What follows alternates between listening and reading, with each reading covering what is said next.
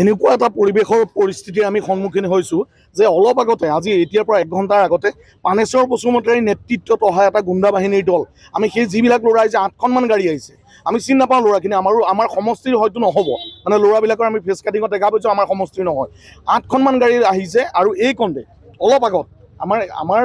সাধাৰণতে আমাৰ দলৰ কাৰ্যকৰ্তাখিনি এইকেইদিন বেনাৰ পোষ্টাৰ কিবা কিবিৰ কাৰণে অফিচখিনিত ঘূৰি পৰিছে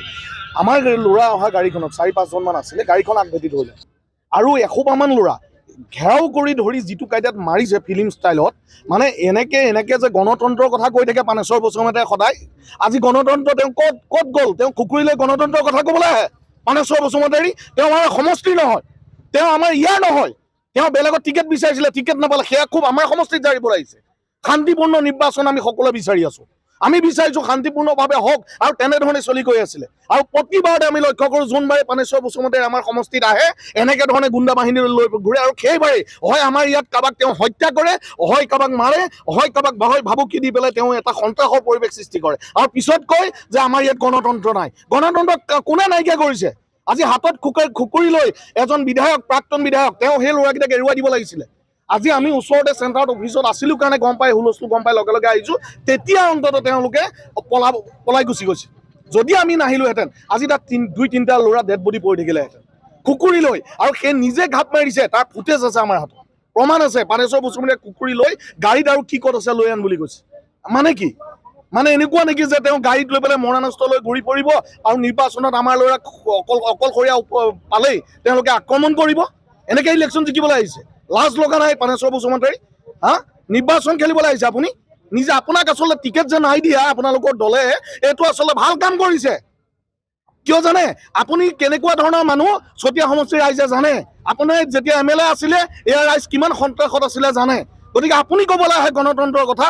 আৰু আমি ক'ব বিচাৰিছোঁ আমি কোনো কাৰণত এই নিৰ্বাচনত আমি অশান্তি বিচৰা নাই আৰু অশান্তি কৰিবলৈ যদি কোনোবা বাহিৰা মানুহে চেষ্টা কৰে পানেশ্বৰ বসুমতাৰীৰ নিচিনা মানুহৰ নেতৃত্বত যদি গুণ্ডা বাহিনী আহে আমি প্ৰশাসনৰ ওচৰত অনুৰোধ জনাইছোঁ যে আপোনালোকে কটকটীয়া নিৰাপত্তা দিয়ক পানেশ্বৰ বসুমতাৰীক নদুৱাৰ সমষ্টিত যাতে তেওঁ কোনো কাৰণত অপ্ৰীতিকৰ পৰিস্থিতি